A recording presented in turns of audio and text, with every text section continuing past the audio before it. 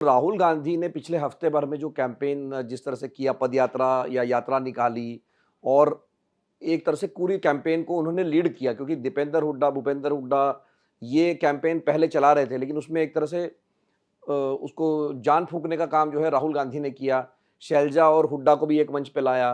कल अशोक तंवर को भी हुड्डा के मंच पे लाया उन्होंने।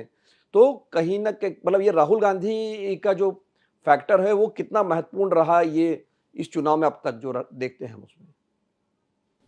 राहुल गांधी ने अपने मन से एक स्टेटमेंट भी दिया था। ऐसा ही उन्होंने कहा कि हमारे जो शेर हैं कई बार लड़ पड़ते हैं, तो मेरा काम है कि मैं उनको एक मंच पे लेके आऊँ।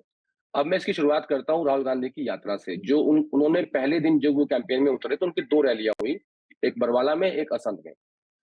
उसके बाद सेकंड डे उन्होंने एक पदयात्रा निकाली जो कि पदयात्रा नहीं कहेंगे उसको, बेसिकली ये था कि हेलीकॉप्टर के ज़रिए मैक्सिमम 2 या 3 विधानसभा टच कर पा रहे थे। तो एक एक नया तरीका ढूँढा प्रचार का, तो उसमें ये कहा कि हम 1 दिन में 6 विधानसभा टच करेंगे, लेकिन हम वो बाय रोड करेंगे, जिसमें छोटी-छोटी नुक्कड़ सभाएँ होंगी, 2 बड़ी रैली होंगी।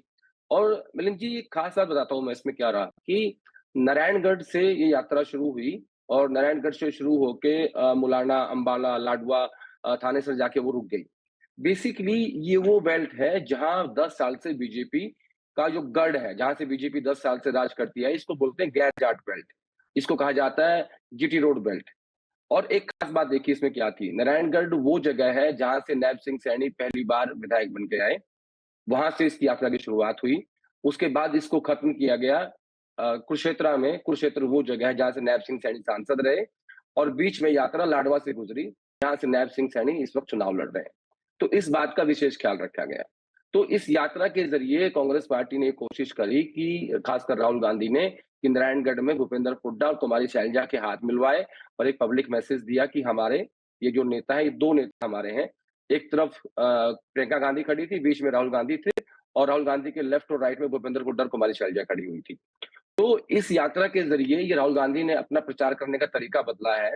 मैंने भी जानने की कोशिश करी थी कि भई ऐसा क्या हुआ कि आपको यात्रा ही करनी क्यों पड़ रही है? तो उन्होंने बताया कि 1 दिन में हम 2 या 3 रैली कर सकते हैं, लेकिन जब रैली करते हैं तो जितने लोग रैली ग्राउंड में होते हैं, आप उनको संबोधित करने के अलावा और कुछ नहीं कर सकते। तो जब ये तरीका चेंज किया तो इसमें 2 रैलियाँ की गई, छोटे-छोटे नुक्कड़ नुक्कड़ सभाएँ की गई, ट्रक ड्राइवर से मिला गया, एनजीओज़ के लोगों से मिला गया, सिविल सोसाइटी के लोगों से मिला गया, तो इसमें आप ज़्यादा लोगों तक पहुँच सकते हो।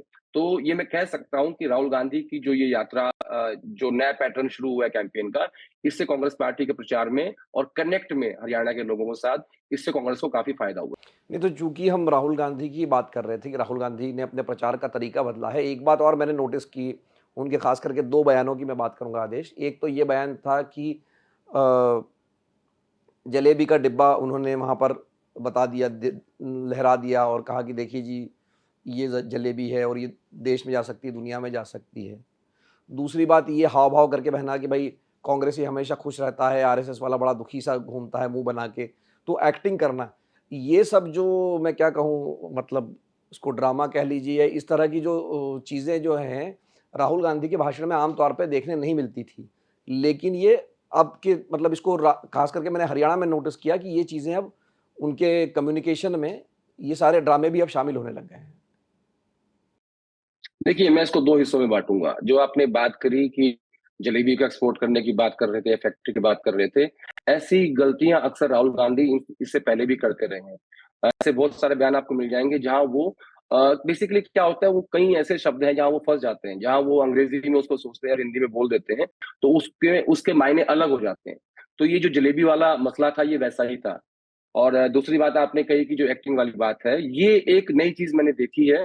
मुझे ऐसा लगता है कि इससे कहीं न कहीं वो अपने वर्कर को मोटिवेट करने की कोशिश करते हैं। जब वो ऐसी बातें करते हैं कि संघ के लोग ऐसे दिखते हैं और कांग्रेस के लोग खुशी-खुशी नज़र आते हैं, या हमारे कार्यकर्ता बब्बर शेर हैं। तो ये मुझे लगता है कि उनका एक मोटिवेट करने का तरीका हो सकता है। लेकिन जो दूसरी बात आपने कही जलेबी वाली बात, ऐसी बातों में राहुल गांधी हमेशा फँसते हैं, हमेशा सोशल मीडिया पे उनके मीम्स बनते हैं। ये कोई नई बात नहीं है, लेकिन इसकी जो बड़ी वजह है मुझे लगती है कि बहुत सारी चीज़ों को राहुल गांधी अंग्रेज़ी में सोचते हैं और जब उनको वो हिंदी में ट्रांसलेट करते हैं, तो उनके वो मायने हैं, वो चेंज हो जाते हैं। इसलिए ये एक बड़ी वजह मुझे लगती है, उनकी कम्युनिकेशन में लैक करती है, जिसपे उनके उनके स्ट्रैटेजीज़ जो भी रणनीतिकार हैं, उनको काम करने की आवश्यकता है। और ये पहली बार नहीं हुआ मीनू जी, कई बार हो चुका है इससे पहले भी।